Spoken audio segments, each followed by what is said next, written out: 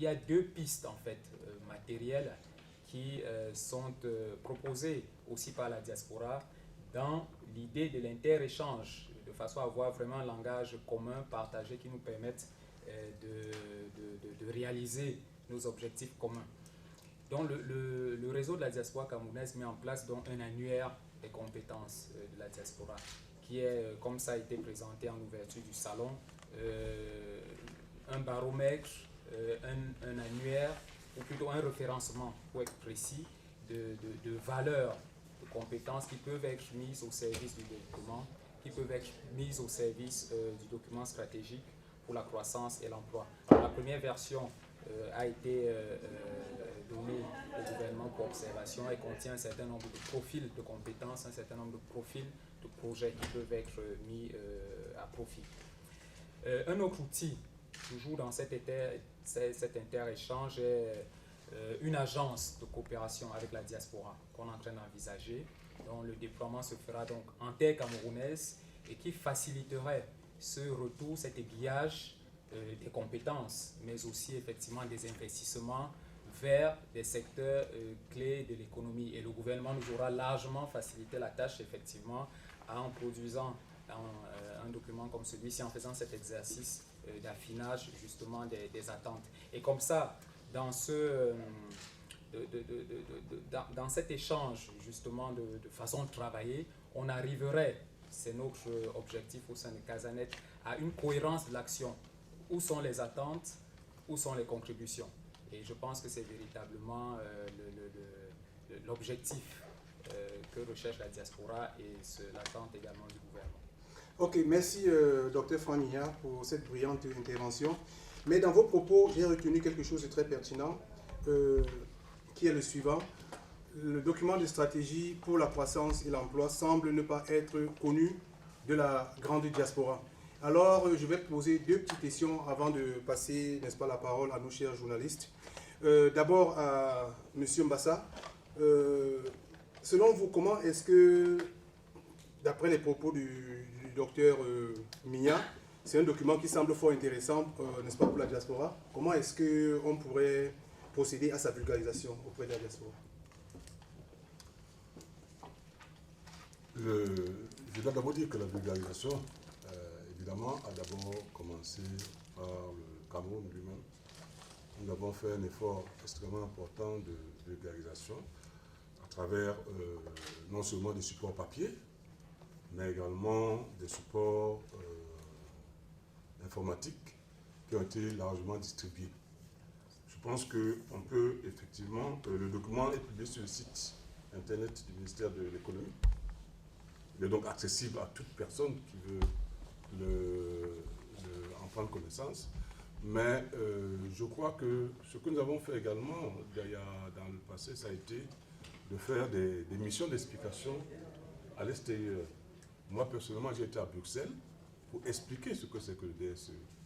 Maintenant, ce travail est un travail qui ne peut pas se faire une seule fois. Il faut le refaire régulièrement pour que les gens s'imprègnent du document.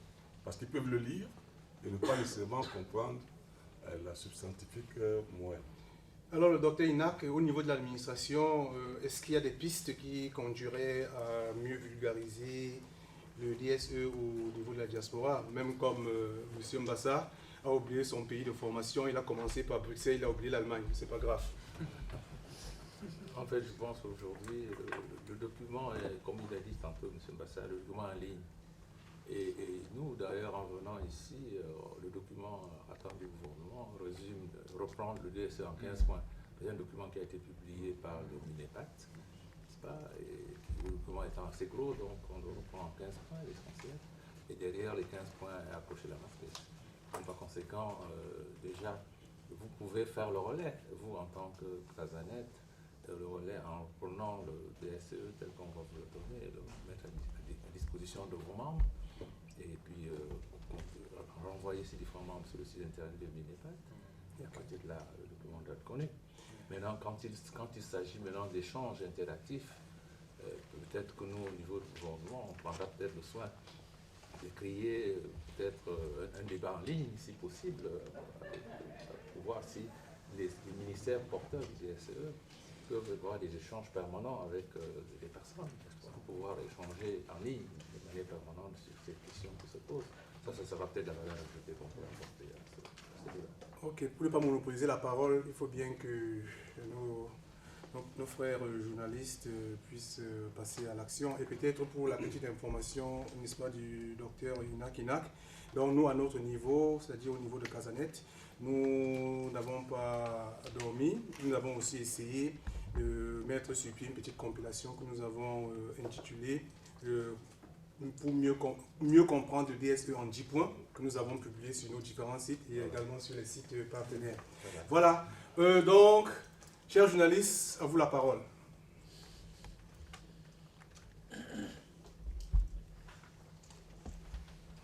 Et donc, avant de, comment dirait-on, élucider votre question, nous vous prions de bien vous présenter et puis quel organe vous représentez pour faciliter la tâche aux autres. Yeah. My name is Johnson Oduaye from Africa Link Magazine, based in Switzerland. Well, first of all, I have to congratulate you, the Cameroonian diaspora. You have done a very good and encouraging project for your country. Thank you very much. You are a worthy example of other African countries. My question relates to Africa diaspora.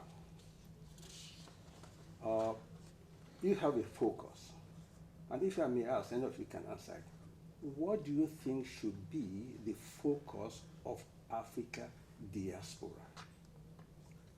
Individual countries, they have their focus. But now on AU level, we are being recognized as the sector in the realm of African governance. So what do you think should be the focus of the collective Africa diaspora?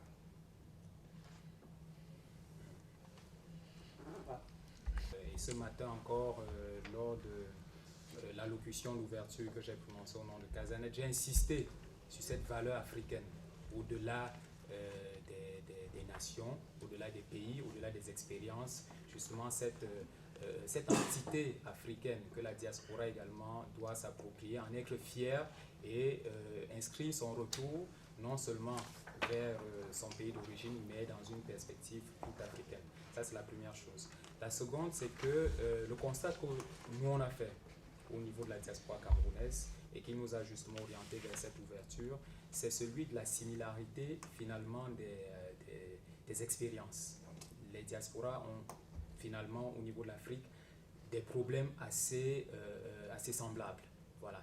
D'où l'idée qui est très opportune d'avoir une réflexion commune qui puisse par la suite aller s'appliquer dans différents environnements, mais qui tienne sa base, son origine justement d'une communauté justement de la pensée. Je dois vous dire que la réflexion en fait est en maturation. Elle est en maturation pour la simple et bonne raison que pour répondre à cette question, il faut que la diaspora africaine s'asseye en tant que diaspora africaine. Voilà.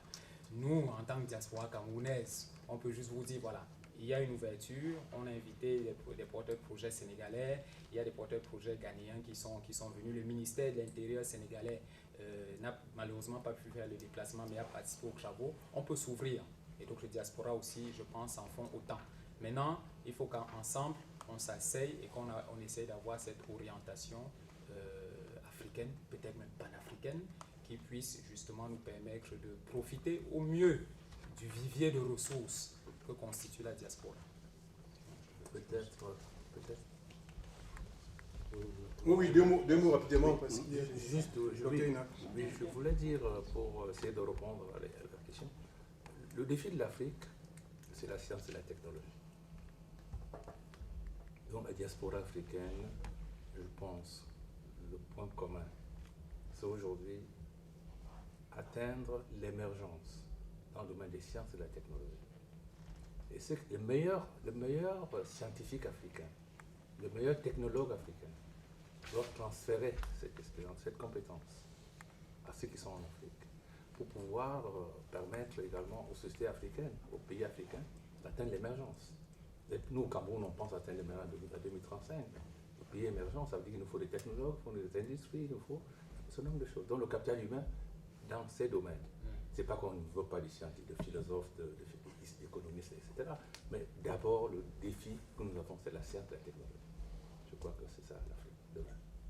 Monsieur Massa, vous vouliez ajouter quelque chose? Oui, je voulais ajouter quelque chose. D'abord, pour dire que j'aurais bien voulu répondre en anglais. Mon anglais n'est pas des meilleurs, donc souffrez que je puisse vous répondre en quelques mots.